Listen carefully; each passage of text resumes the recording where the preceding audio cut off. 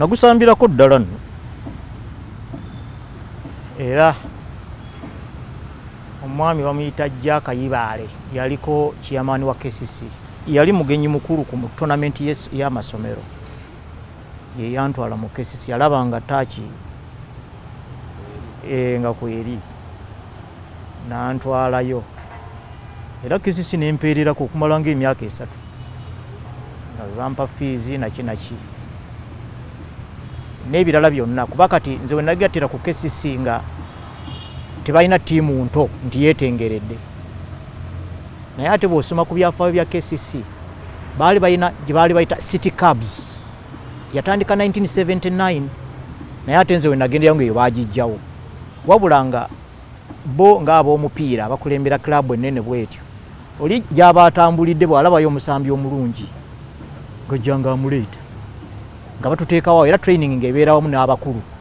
abakulu be nasangayo be ba Sam Simba be ba Jackson Mayanja be ba George Nsimbe be ba Charles Masiko abo kati ate ffe baleetanga batuyitanga either ba supporting players oba ba student players nga tulina Wilbur Musika Julius Kiseka waliwo Ali Semyalo naye yatuvaako mangu n'agenda mu Villa neffe ne tubeera waawo kati nga muffe mwe balonda okusinziira oluusi kuba abasambi ababedda balinga balwa nnyo ku mupiira osanga omuntu nga yakakuba emyaka 15 naye nga gikyali mikwafu nga tolinawo omuyita kati abamu kufa abafuna ku mikisa kati nga Wilbur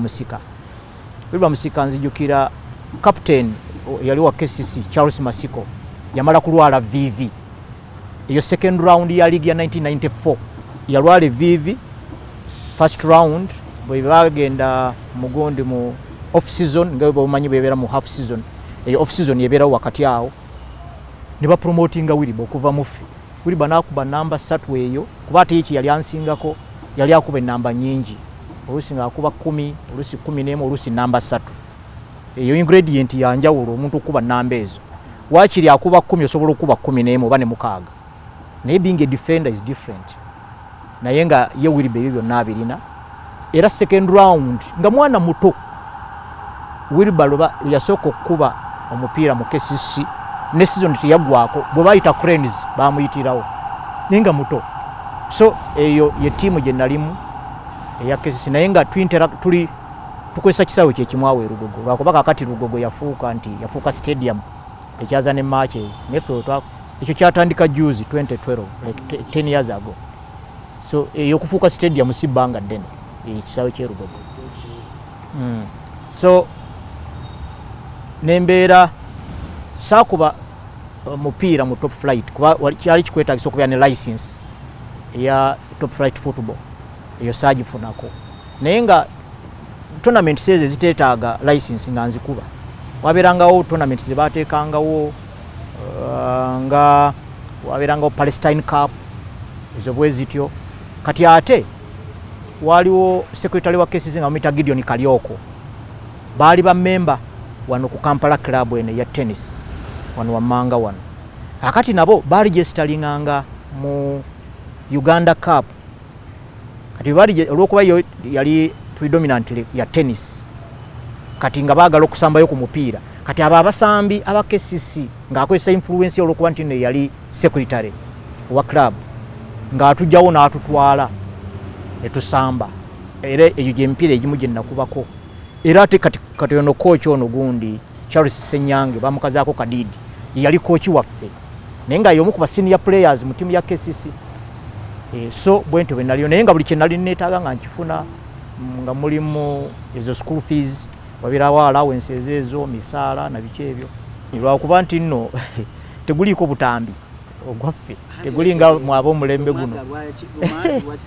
era baagala okibaddemu omupiira nali ngumanyi naye anti kaakati ekyo si kyange ekyo kyali ku baali balina kunsoma kati baba tebakusomya okola otya naye ekituufu kiri nti nga kye nakoonyeeko nti ttiimu gye nagendamu yali nnene nnyo nga n'abasambi abaliwo nga tolina nagwonenya lwaki yasambawo nga balungi bazibu tolina wooyita kati ng'olina kulinda bulinzi chansi yo chansi bwetatuuka n'owugulwa ensonga ezimu zitali zimu naye nga nze ndowooza omupiira gwe nasamba ndi contented lwakuba nti obuwanguzi bw'omupiira omuntu yenna abutunuulira mu kugenda mu cranes nakuba pro bweru wa Uganda naye nze bwe mbanga omupiira gwe nasambako nasobola okuguwanyisaamu okusoma obwo nze mbuyita buwanguzi kuba ate nze nakati nkyalya ku mupiira abamu ate be nali nabo ng'oluusi bansinga nako ate bo tebakyalya na za mupiira owulira oli alina faamu owulira nti yasimba kalitunsi naye nze nkyalya ku mupiira so nze obuwanguzi obwange bwanjawulo kubwa bannange bampitako ne ku under 17 naye era nga nvaawo tebereza nga si kuba liigi ne n'awalala ndowooza wenyinza okwogerako ye HSC gye nasoma ku Light College katikamu era bwenjira nentunuulira abasambi ab'omulembe guno ndowooza tebafuna kuvuganyizibwa kumala kubanga ekintu kye baali bayita kusomera ku Bursary Light College kyali kyanjawulo nga basooka ne babaterawo community tournament wali temuli kusaasira ne bwe mba nazze naawe Solomon wekanga nkuyodde bw'obanga wumpitako kubanga nga coach atuula wano nga watuulawo baasa wano nga watuulawo director w'essomero wati wali bwe mba musamba coach yawandiika nagana naye oyo ajja kusasulako ekitundu oyo ng'omupiira tegumaze asayiningako ne gundi wano baasa ne director wali oluusi abanga principal mwami Gesserwa George William kati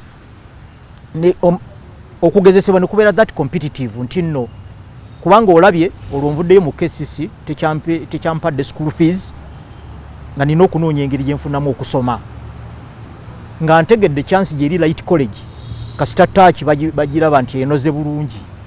yekweyimirira okuyingira mu classroom awo wenataamira awo nataamira ddala kati olw'okuba mbadde across generations ez'omupiira kati mu ngeri gye ndabamu omupiira kati sirowooza nti namba gye nalinga nkuba yandibadde entuufu kuba kusinga nakuba nga namba 11 left wing naye kati bwe nayongera okugaziya interpretation yange ey'omupiira ndowooza n'ebyokulabirako weebiri kati mwabalaba omupiira ogw'omulembe guno si buli wa left nti alina kuba wing ekyo kye ndowooza nti nno bakooki bange abandika ebiseera ebyo kye bataazuula oba oliawo yensonga lwaki saakola na breakthrough eyo kubanga ekisinga obukulu kyali nti nga speed njirina ekyandibadde ekituufu eri winga nga opponent mujjako musala n'avaako naye nga final ball yange eyo yali mbi kakati kiri eri coach omusambi okumujjako nti si kyatteeka nti bule tugenda mu maaso tulina kuleeta cross kuba cross yange ngambi oluusi bwe bategenze bweru oluusi kipa nga agikwata oluusi ng'ate bannange mbasingiza speed kuba nali speed ennyo omuntu owa size ng'eyange oli mumpi bwoti olina okubanga speed ye eri waggulu otherwise buli kiseera baba bakulwaza nze natuuka n'okuva ku mupiira nga sirwaddeeko era nakati ngenda n'ensambamu sisiba bino nti joyi ntimbw ate vivi naalisiba ku bandage kubanga nalina speed eyo nti gwogenda okusalawo okusimbula nga nayiseewo dda okujjako nga kyonkuba kya poliisi onsanze wali omupiira nkubye kurusi kati oba onkubira ki so naye ndowooza awe waavu obunafu obwo nali njogerako ne kochi Tomulwanga kuba yali kochi waffe nga ndi mu KCC awo ne mubuuza nti obunafu bwange kyannemesa okkuba nenkibuuzako ne Wilbur Musika kati doctor mu economics mutuuze US naye akochinga is a qualified coach akochinga mu timu ezento ez'Abamerika ne mubuuza gwe twali ba mukwano kuba twali naye ne ku moves awo gwe wampita kooti what happened ne mubuuza kuba kakati oli qualified nga coach kiki nangamba nti ensambayo yagaana okumachuwalinga okuyingira mu timu ennene gwenga okuba kikusanyusa naye nga ate timu gye wajjamu eyinako ebigendererwa byayo binene eyina kuvuganya ku kikopo buli mwaka naye nga gwe weekubira byonyumiro olinga eyaze mu outing kasitanze nkujjako nga omanyi mu mupiira okusala nayo ebeeranga finished product ne bwe sireta close nze bwe nkujjako awo nenzijjako n'oli enduulu eba yavuze edda nze nga nyinyuka kasita so kati Wiriba yaŋŋamba nti ye okusinziira ku ntegeera ye ekyo kyannema okushifutinga okuteeka mu byenkola ttiimu ebiganyulwamu etya nga nfuna satisfaction ng'omuntu. Ekyo yakakiŋŋamba ndowooza si twamukyazaako ne ku mumuli omwaka guno nga gutandika yakiŋŋamba ku olwo kuba ali frank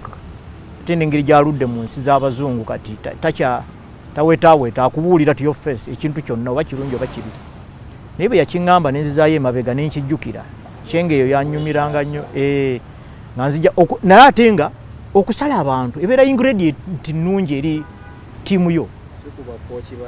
kuba bwe tubeera nga tuli 11 ku 11 bwe nzijako ababiri kitegeeza bopponent basigadde 8 bali abaffe basigadde 10 kati 10 temusobola kuyita ku 8 ebeera advantage. Naye kati ebyo byonna biba biyingira mu coach engeri gy'abitaputamu n'engeri gy'abikuyingizaamu n'okugamba nti nno kino ky'omanyi naye ttiimu ekiganyulirwamu wano kinyirize bwoti. So awo wali obuzibu kakati ate ebiseera ebyo bakochi nga tebalina budde obwo kubanga abalungi bangi gwe bagira nti kajja kukula kakyali kato kajja kukula naye nga tolina kuyambyeko kuwa guidance nti kakati kino kyokola osobola okirimitinga paka ku level eno naye ate kino kyongereyo paka ku level eno era osobola kikola bwoti. Eyo guidance teyaliwo. Osomuka otyo okusoma kuwedde kutyo olyoka ate oyingirire sports ono gwe tukulabamu waleero. Mala okusoma ku mubs awe nakawa ne nqualifying nga accountant. Akati nga ng'omuntu bw'onoova awaka empapula zirina naye tolina woomanya alina mulimu. Ate ebiseera ebyo nawuliranga ku radio mukulu Peter Sematimba ng'alina ekintu ky'ayogera kye nayingiza mu bulamu bwange ng'agamba gw'atalina mulimu okunoonya omulimu gufuule mulimu. Kati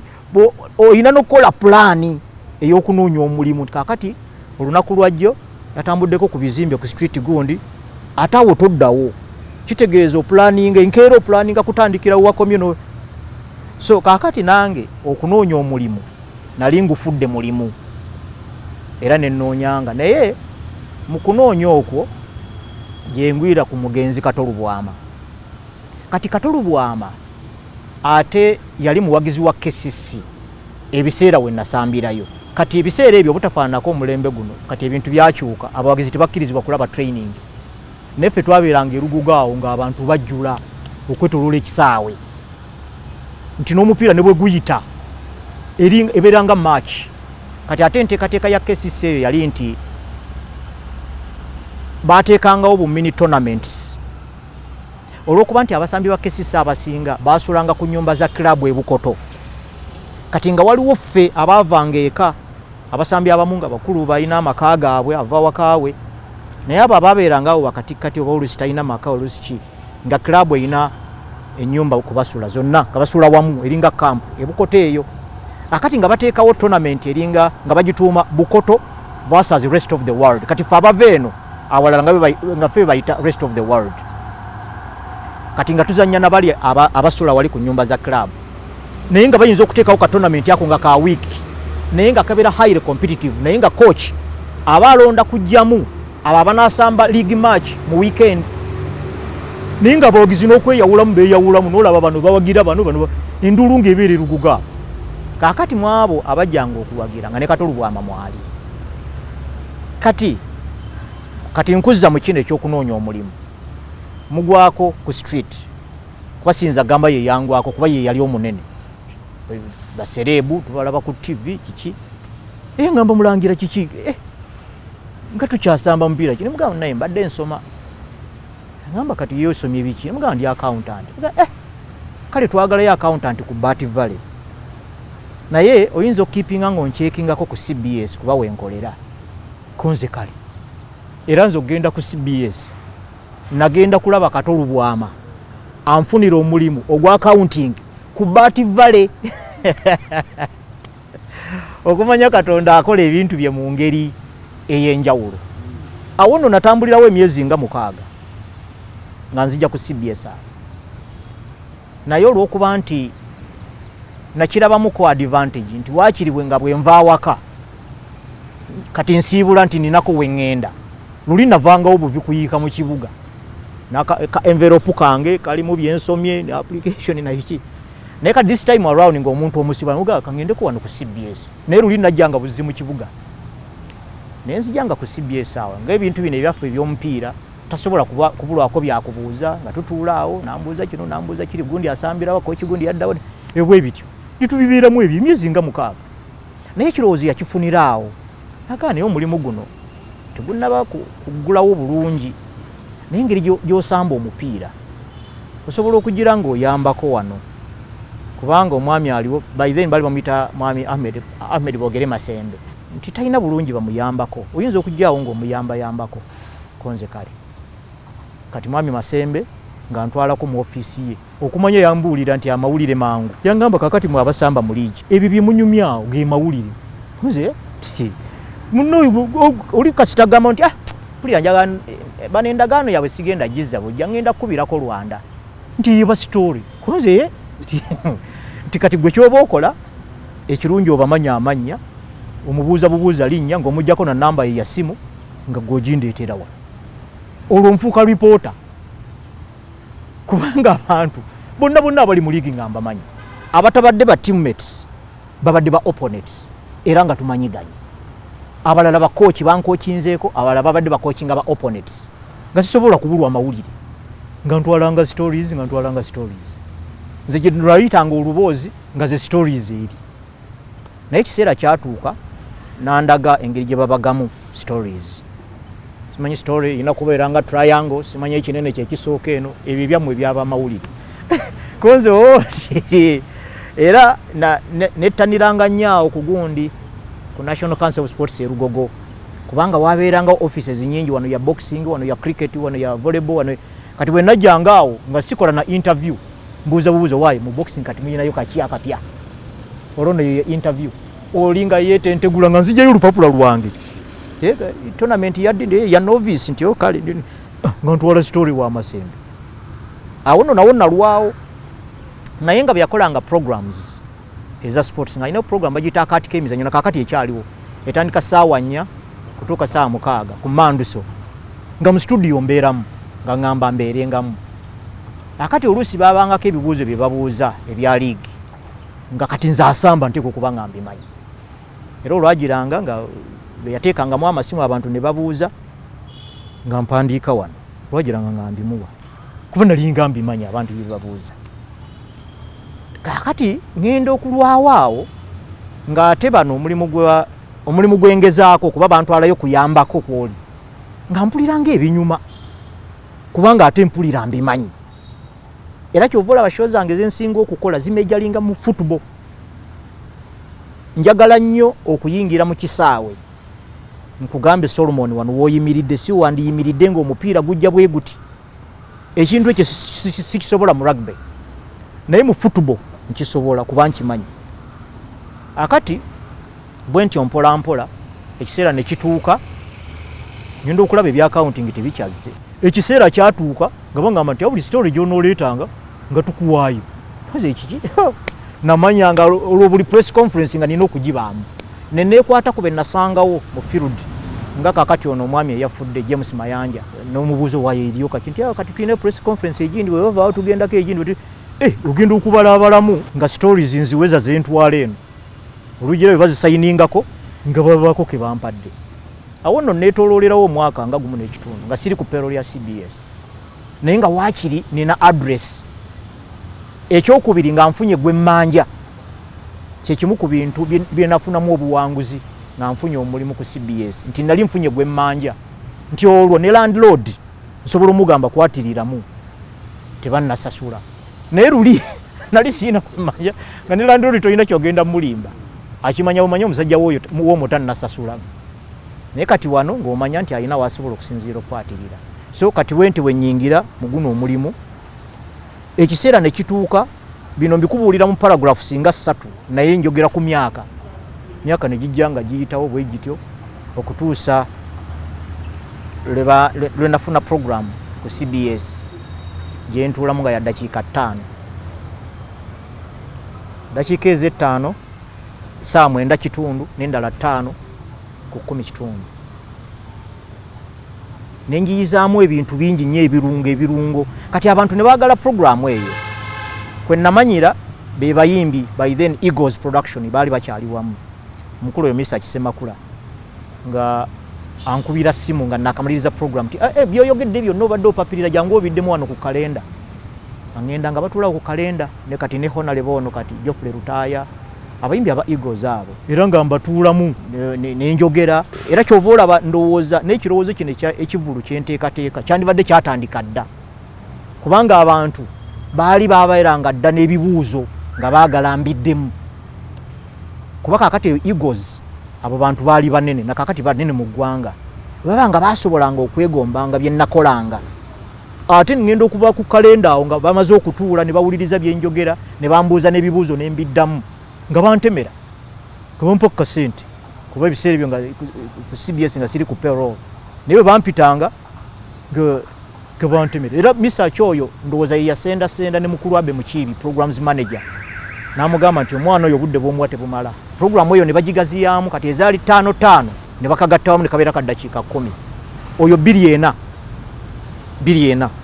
ne bakagatta ne kabeera ka ddakiika 10 okutuusa era ndowooza bye baayongera okumusonseka obugambo ne bagiteeka ku ddakiika 3 okutuusa lyaweza essaawa kakati gye nkolerako essaawa ennamba naye nga Mr. Kyoyo yakirinamu omukono era emirimu gino egyo emyaka gye njogerako 2 okumanya nakwatibwako abanene simu gye nasooka okukwata ya mobile phone omukulu kati meya Mathias Walukagga ye yagimpa namala okukola nga mazizo okukola program navaawo mangu olw'okuba nti nga nkuba omupiira ogw'ekika fe olwaffe lulyo tuli balangira Solomon mwe muyina ebika kati nga nina okugendanga okuba training program ya 9 kitundu endala ya 10 kitundu dakiika 5 era olwamala nga nzirukirawo genda mu lubiri kuba abalangira tutrainingira mu lubiri lwa Kabaka Mengo kakati Walukagga agenda okujja yali alina byayagala okuŋŋamba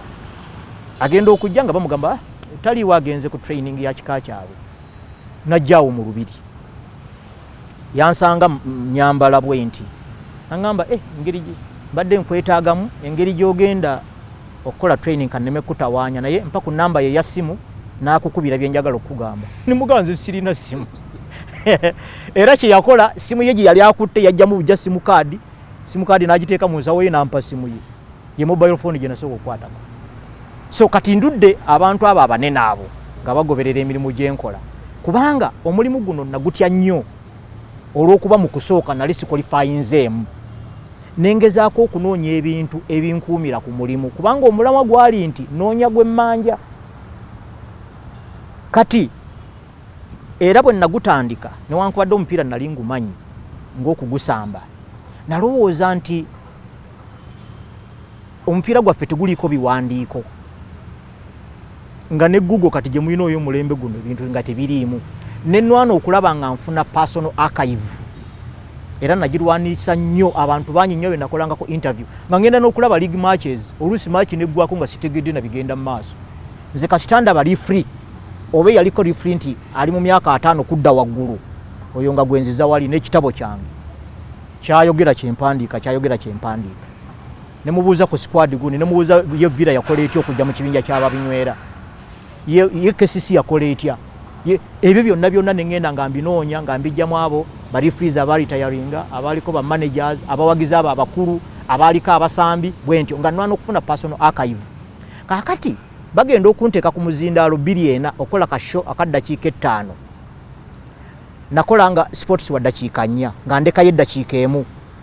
nga segment eyo nenjituuma bwino ataliiko nfuufu kati ku bwino yo ataliiko nfuufu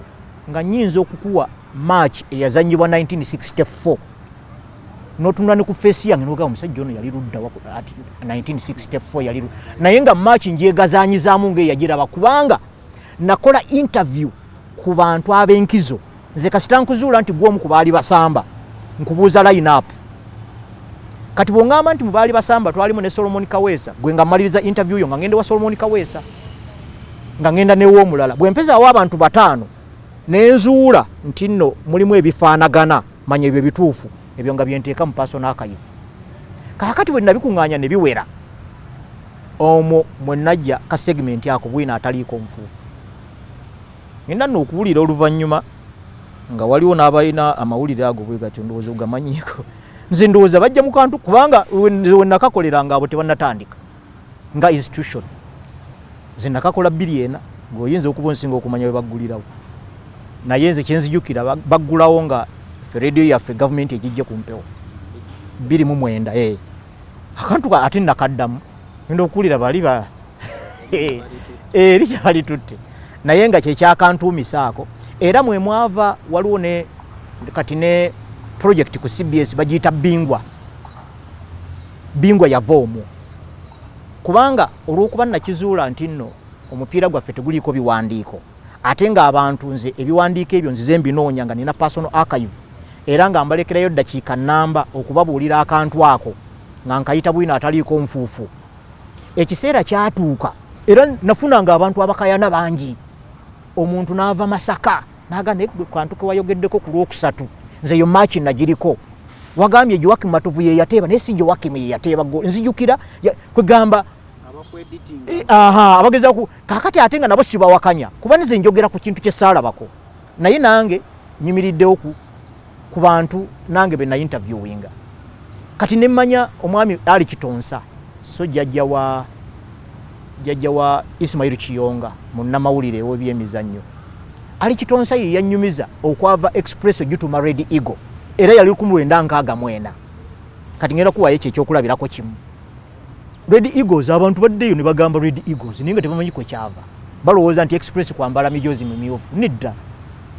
Red Eagles kyava kukuba timu y'eggwanga ya Nigeria by then bali bagiyita Green Eagles yajjako wano nesamba omupiira naye olw'okuba nannyini wa Express FC Jolejo Kiwanuka n'amwatulira so kati ye jjajja wa Attorney General ko kakati yali munnabyabufuzi wadde nga ne mupiira gyali kati obukuubaganawo bwaliwo wakati we ne government sebo abasambi be Express FC babagana okubayita ku timu y'eggwanga the Cranes okuzannya Nigeria era Nigeria yatukuba wano omupiira kakati bwe yamala okugutukuba olw'okuba yali musajja mukujjukujju Jolejo Kiwanuka n'agenda asaba abakungu ba Nigeria nti nga temunnagenda tusambe mu friendire ne Express era bwe basambamu omupiira Express yakuba Nigeria golo 4-1 oyo mwami ali Kitonsa kati mugenzi yateebako golo 3 kati Jolejo mu kwewaana n'agamba bali bwe baba nga ba Green Eagles fe tuli muliro fe ba Red Eagles kati ekyo nakijja kwoyo nenkikola ki nenkyakayivinga ate nga nina n'obudde mu akayive eyo nembiisa kyovola kati nsobola bigamba ku fingertips wadde nga 1964 saaliwo so kati bwentyo bwe nakola ebintu bingi so okuzaayo mu kintu kya bingwa oluvannyuma lwa bwino oyo ataliiko nfuufu mukolera ebbanga kyenva ngamba mukama wange Ahmed Bogere Masembe ne mugamba naye abantu mbawadde bwino wange mungi lwaki tetuyiyaayo quiz tulabe bayize kyenkana ki ku byembawa akati bo munnaye bagenda eri mu ofisi zaabwe ng'abanene bagenda okudda nga baddana bingwa oyo bingwa yatandika 2005 nze nga nakajja ku mpewo omwaka gumu naye kati yafuukira ddala project nnene ndowooza obadde ogigoberera so eyo bwentyo bwe ntandika amawulire bagenda okumpa contract yange eyasooka 26 nga bitandise okunnyumira nga mbikola bulungi muli nange mpulira mbikola bulungi ate awo siwe ngenda okusomerayo ebbaluwa y'amawulire nga ndaba eri si kyagenze ng'ate eno ndaba ebintu mbimanyi okusooka mbadde mbimanyi nga sinnabisoma kubanga byandabikiranga ebyangu naye ne ŋŋamba konza neetekeko akabaluwa okwenyweza ate mba naakafuna akabaluwa ate rediyo ne bagijjako kumpi myaka 2 nensooka ntuuyanira nentuuyaniraawo naye mu buli kibi ofunamu ekirungi kati obugubi bwe nayitamu nga rediyo bagijjeeko nga ye source of income yokka gye nali nnina n'obuzibu bwe nafuna ewa landlord nasooka kulowooza kuzimba naye ng'okuzimba kuno ng'omusaala gwenfuna teguzimba naye we nafunira munnanga mpa amagezi naga nti osobola okutegeragana ne banka ne bakuwa loan nga ya musaala gwe kasitobawo obujulizi nti omusaala gwo gunaayita ku banka yaabwe ogubakwasa nga batemangako okusinza bwemunaategeeragana kwinga ogenda mu maaso na puyiri kunzi kyangu bwe kityo nti banka no yanduyisa nawo kwegamba ate mwe bakabajjako temulina na license tebajja kubawa eki nengumiikiriza naye mu kugumiikiriza okundozanga ne Katonda ndaba laba bagenda okukiryalinga okunzikiriza okufuna loan nga ate ekitundu kya poloti abanguza batunzeeko naye ate nga zensigazaawo n'ekifo kyensigazaawo ng'osobola okuzimbawo kati balance ningamba ku bizibu bye mbadde nnina mu myaka 2 nga siina mulimu sente zino kenzizza awaka ngenda kusirya era omusingi bagusimirana ku ttaala za boda nagamba siva wano nga temusimye bwinti wenyingira mu kuzimba naye nga sirinaawo kintu naye nga eyaŋŋamba okufuna loan eyo yampa amagezi naŋŋamba zino sente zemuwa land road za bwereere naye bw'ofuna loan sente banka zeetemako zezo zewandiwadde owa land road naye zino ate zigenda ku nnyumbayo kitegeeza buli mwezi oguyitawo ennyumba eyongera kuba yiyo omwami bwe yakimbaliramu neŋŋamba kino kikola bwe nti bwe nnyingira mu kuzimba era olujegere lwe lumu lwe lundeeta ne ku NTV kuba ngenda okulaba nga omusaala ogutundutundu gusigala mu banka nga balance tamala nenoonya ekiraka wenkikuba siina mulimu mulala gwe mmanyi kati wano bamukyala gundi Harriet Namayanja bamukulu Morris Mugisha nabaate obafunire ekirowoozo ekitandikayo program ey'Oluganda ku NTV era n'amanya nabo amanya ngaana ne balondako nti omumuli gw'emizanyo oyo 2013 so kati olujegero olwo ndowooza osobola oddugatta ku Lumansi olwo lujja kukumala kuba kati omumuli ngukoze kuva 2013 gy'emyaka 10 abakamanyi kigambo kya mupiira naye si kya Uganda yonna kya KCCFC kakati kino kimuyita okukuba ennyumba ffe mu KCC nga tukiyita abakamanyi kino kyemuddira abantu bana ne badda ebbali bwe bati ne badoobya ababiri wakati mwe ne musigala nga mupaasinga nga mugaba bano be mudoobya nga agubba gwagubyeko yayingira nadda ebbali ekyo bayita okukuba ennyumba sumbuusa naye ekintu ekyo mu KCC baali bakiyita abakamanyi era nga kyabuwaze bw'oyongera n'onoonyereza ekigambo kino okukuba ennyumba n'omupiira guno gwa KCC guno gw'okugaba kwe guva era KCC erudde ng'esamba bw'etyo kuba nakibuuzaako ne omukulu Charles Masiko ne mubuuza ekigambo kino abakamanyi ani yakireeta naŋŋamba ekyo nange nakisangawo kati teebereza Masiko bw'aba yeegatta ku KCC 1979 bw'aba yakisangawo kyatandika ddi ate nga KCC ebyafaayo byayo biraga yajja mu kibinja ky'ababinywera 1972 okiraba kaakati awo ate nga okuba ennyumba okwo oba kati KCC kyeyita abakamanyi ebyafaayo byakyo bitandikira Spain waliwo omwami